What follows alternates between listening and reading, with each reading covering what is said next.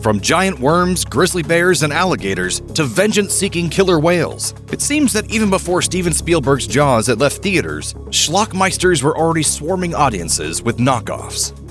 In Jeffrey Bloom's movie Blood Beach, people start disappearing on Venice Beach, leaving the local authorities clueless as to who or what may be responsible. The film released with the enticing tagline, "Just when you thought it was safe to go back in the water, you can't get to it." While it offers an engaging and silly premise, Blood Beach's execution is arguably sluggish when it isn't completely inept. The slack narrative and murky visuals squander a splendid B-movie cast, which includes Burt Young as a detective so slobbish you can practically smell him through the screen. There's precious little gore, and the worm-like monster, when it's sheepishly revealed near the end of the movie, looks like it was slapped together the night before shooting. But there was potential in Blood Beach for something fun, and the film that would eventually get it right, 9 years later, sits atop this list. In 1974, Ovidio Ozonides co-directed Beyond the Door, the definitive knockoff of The Exorcist, so he seemed like just the man to whip up a zesty ripoff of Jaws, culminating in 1977's Tentacles. Are you thinking about sharks? No. I'm thinking giant octopus. While this killer mutant octopus flick has a promisingly nasty start, it immediately grinds to a halt when it gets into the guts of its plot, pinning the octopus's mutation on environmental destruction caused by a careless construction company. The picturesque locale of Oceanside, California was evidently sufficient to lure Hollywood legends Henry Fonda, John Huston, and Shelley Winters to star in the movie.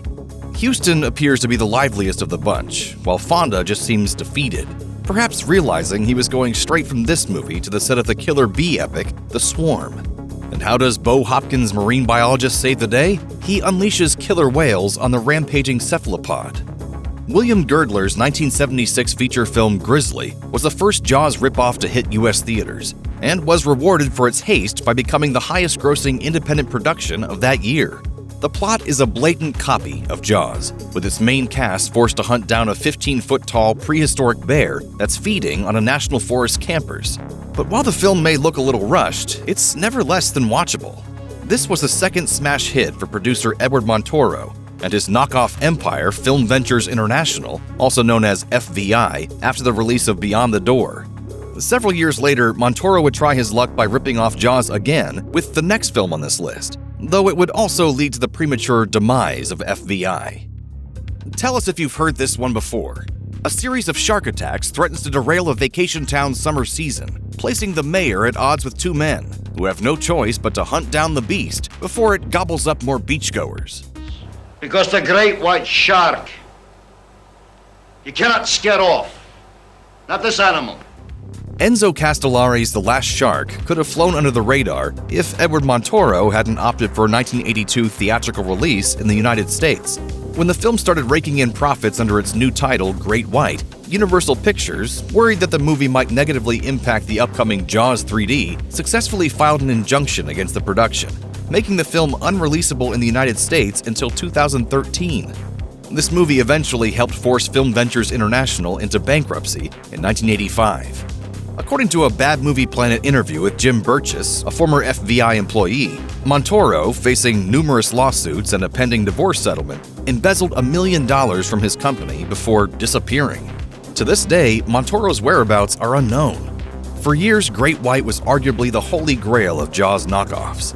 While it's hardly a lost classic, it's fun junk food, and it peaks in a scene where the corrupt mayor tries to drown the shark by baiting it with a stake dangling from a helicopter.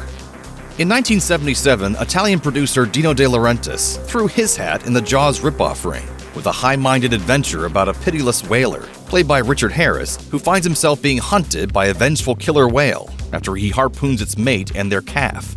We soon learn the whaler has much in common with his newfound enemy, which plunges the film into a ridiculous final act where the whale manages to trick Harris into an icy trap. De Laurentiis assembled a first-rate team. Michael Anderson, the Oscar-nominated director for Around the World in 80 Days, and the screenwriting duo of Sergio Donati and Luciano Vincenzoni. But the only collaborator who arguably carries their weight is composer Ennio Morricone, who delivers a mournful theme that deserves a much better movie. In 1977's Tintorera, Mexican actor Hugo Stiglitz stars as a businessman getting tangled up in two love triangles with a hunky swimming instructor, played by Andres Garcia. Why two? Their first shared love is eaten by a tiger shark. Maybe you hate them, but I feel sorry for them. But then that's life. Most of the film isn't even about the shark, but rather Stiglitz and Garcia entering an open relationship with a British tourist, played by Suzanne George. If you're worried there might not be enough shark action in Tintorera, rest assured that the climactic confrontation is immensely satisfying. 1976 was a big year for Richard Jekyll and Jaws ripoffs. The Grizzly star leads this bizarre revenge flick as an outcast, using his telepathic connection with sharks to silence any who seek to harm the misunderstood creatures. Jekyll comes off as tremendously sympathetic, and the supporting cast is believably skeezy. Mako, the Jaws of Death is a good bit of nutty fun from Florida exploitation filmmaker William Griffey, also standing as a far more ecologically progressive movie than Jaws. The movie is an arguably underrated gem which openly laments the demonization of sharks, which was thanks in no small part to the popularity of Spielberg's film. Working from a cheeky screenplay by future indie filmmaker John Sayles, Joe Dante launched his directorial career with this ultra-low-budget horror flick. After a genetically engineered school of piranha is released into a rural river, hightailing it for a nearby resort, it's up to Bradford Dillman's Paul Grogan to stop them. What was it all for? To destroy the river systems of the North Vietnamese. Briskly paced and much smarter than your average Jaws knockoff, Piranha was a surprise hit upon release. Though Dante and Sayles were the movie's major breakouts, Piranha also earned 18-year-old makeup effects whiz Rob Bottin his very first screen credit. This isn't a polished movie by any means, but the inventiveness on display is consistently invigorating.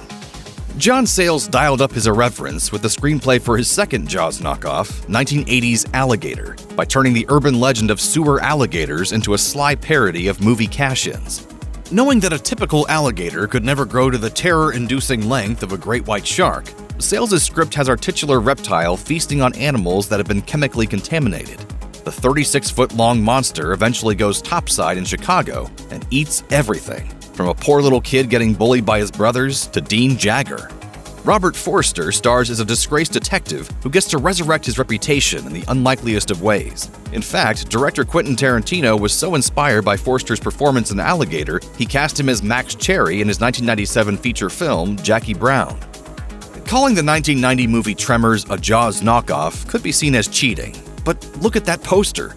Ron Underwood's horror humdinger used Universal Pictures' biggest, baddest monster to draw in audiences for a movie about giant subterranean worms hunting humans based on surface vibration.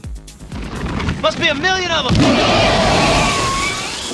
Nope, just one. Considering that Tremors died at the box office during its initial theatrical release, it was maybe a bad idea to play the Jaws card, especially after 1987's Jaws: The Revenge nailed the franchise's coffin shut. Fortunately, thanks to its heavy syndication on cable television, the brainchild of screenwriters Brent Maddock and S.S. Wilson is now hailed as a relentlessly entertaining masterpiece, gleefully mixing laughs and shrieks. Unfortunately, the only lesson Universal learned from the theatrical failure of Tremors was that films of its ilk should go straight to video or streaming.